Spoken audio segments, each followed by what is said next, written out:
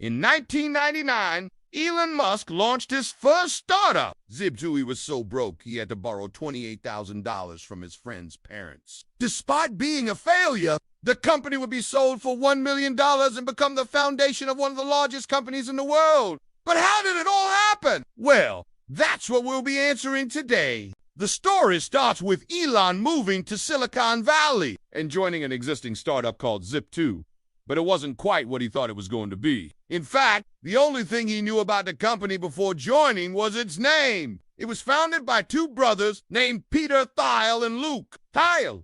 And at the time, they were developing software that would help connect businesses with local newspapers, magazines, and other publications. They already had some pretty big clients on board like New York Times and Knight Ridder. And when Elon joined, he was given the task of convincing more major publishers to use their platform. This wasn't easy by any means, since most of the executives at these publishing houses didn't even know what the internet was. So Elon took to the streets instead and visited them personally. It took a lot of effort, but eventually he got the results the company wanted. But the problem was that Zip2 wasn't really making much money despite having all of these huge clients. That's because their business model was severely flawed. Essentially, they weren't charging their clients directly. Instead, they were taking a commission on every transaction that happened through their platform. But there weren't many transactions to take commissions on in the first place. Since Zip2 didn't actually offer any services, all they did was connect businesses with publishers and then hope that something would eventually come out of it. This obviously wasn't sustainable. And by late 1998, Zip2 was starting to go bankrupt. Despite this, Elon decided to stick around and see if he could save the company. He started working on an entirely new product that would generate actual revenue. His idea was a business directory similar to what we have with Yelp today, except his version would also include a payment system so businesses could easily receive payments online. Around the same time, Elon also brought in another executive from his previous company, PayPal, named Max Le. Together, the trio started developing a large database of businesses and their information, which they hoped would be the backbone of their new venture. But in order to pull this off, they needed funding. So in early 1999, Elon went to a popular angel investor named Peter Thiel. He explained his idea for a business directory and asked for $20. Thiel liked the pitch and agreed to fund the project. However, he made one crucial stipulation. He didn't want Elon to work on two separate projects. If he wanted funding, he would have to abandon Zip2 and focus on the new venture. Elon agreed to these terms, and with $20,000 in hand, he set out to build a new business. It took a couple months, but eventually they finished development and launched the website in April of 1999. The response was not good. Only 4 businesses signed up in the entire month. Clearly, this wasn't going to work, so Elon tried pitching the product to more investors. Unfortunately, though, none of them were interested. Most of them thought the idea was too similar to existing business directories, and with not much traction to show, Elon wasn't able to raise any capital. He was now almost out of options. At this point, Elon decided to return to his previous job at PayPal. But he didn't just want to work for them. He wanted to buy them. You see, Elon never actually left PayPal when he went to work at Zip2. Instead, he simply became an employee of Zip2 while still retaining his position at PayPal. This gave him an advantage over the other employees, since he was privy to both PayPal's financial statements and strategy. And using this knowledge, he convinced PayPal's leadership team to merge Zip2 into the company. The combined entity would be called Xcom. Elon was appointed chairman of the new company and received 17% ownership in exchange for merging his company into PayPal. While this was technically a merger, it was basically just PayPal buying out Zip2. But Elon was okay with that because now he had access to PayPal's massive war chest. Just a year prior, PayPal had gone public and raised $130 million. Now, Elon was planning to use some of that money to fund Xcom, but PayPal's leadership team wasn't exactly thrilled about this idea. You see, from their perspective, PayPal was a stable and profitable business that wasn't in need of any risky ventures. On the other hand, X.com was basically just a risky venture, so it was only natural that they wouldn't be comfortable with throwing money at it. But Elon wasn't afraid to take on the risk. Instead of using PayPal's cash, Elon withdrew his own shares in the company and sold them. He then used this money to hire engineers and web developers and try and grow. X.com/things were moving along well until the dot-com crash hit in early 2000. Overnight, PayPal's stock price plummeted from $12 to just $4 per share. This meant Elon's stake in the company was now worth just $15 million.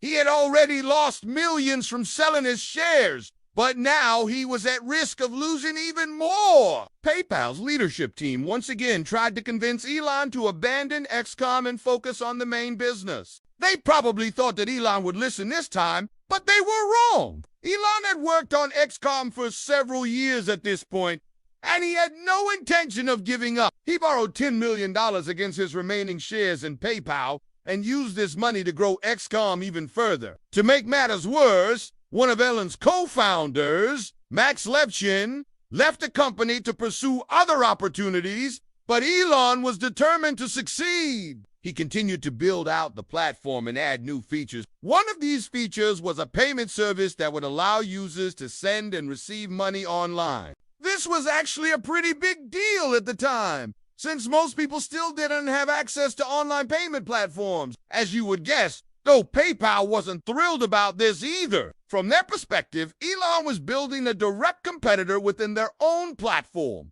But Elon didn't care. He was committed to growing Xcom no matter the cost. Eventually, his efforts paid off, and Xcom started seeing some real traction. They didn't release any numbers, but it's safe to say that they were making enough money to be considered a viable business. But the problem was that their success came at a cost. PayPal's stock price had crashed from $12 to just $4 per share. Elon had already lost millions from selling his shares.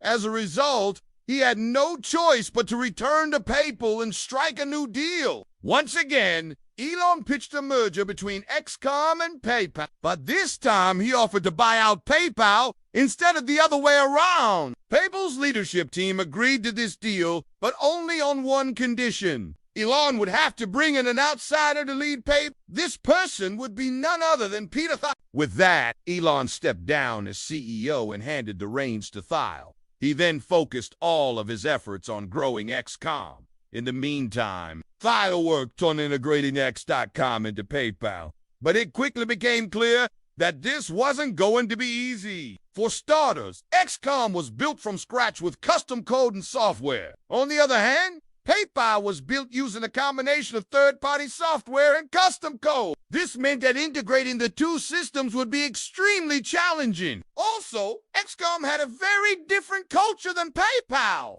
Xcom was fast-paced and aggressive, while PayPal was more corporate and reserved. This cultural clash made it difficult for the two teams to work together. Despite these challenges, Thiel was determined to make the integration work. He spent countless hours working on the project, and eventually he was successful. By late 2000, Xcom had been fully integrated into PayPal. With that, PayPal became one of the largest online payment platforms in the world.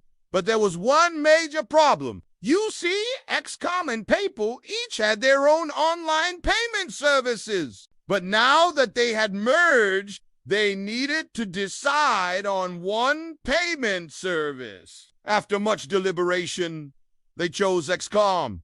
This wasn't a big deal for customers since the transition was seamless. But it was a huge deal for Elon. You see, Elon had poured his heart and soul into building Xcom, and now he was essentially abandoning all of that work. To make matters worse, PayPal was now using his payment service without paying him any royalties. This was a bitter pill to swallow, but Elon didn't have a choice. He had agreed to merge his company into PayPal, and this was the natural outcome of that decision. PayPal offered him a seat on their board of directors, but Elon declined. He was done with PayPal and ready to move on to his next big idea. He was considering a few different ideas at the time, but nothing seemed to stick. So he decided to take a break and visit India. But this trip would change everything. When Elon arrived in India, he noticed that everyone was using mobile phones with SIM cards. At the time, this was still rare in the US, and Elon realized that there was a huge opportunity in the mobile payment space. He immediately started working on a new idea, and within a few weeks he had developed a new payment service called Square. But that's a story for another day. You see, while Elon was developing Square, he still owned a small percentage of PayPal. And in 2004, PayPal announced that they were acquiring a large payment platform called Braintree for $460 million. Elon was furious about this acquisition, since he believed that it was his idea that PayPal was stealing from him. He demanded that PayPal buy back his shares in the company, and after much negotiation, they agreed to pay him $180 million. With that, Elon officially cut ties with PayPal and set out to conquer the mobile payments industry. Looking back, it's clear that Elon's journey to success was anything but easy. But thankfully, we were able to shed some light on his journey today. Thanks for watching, and see you in the next one.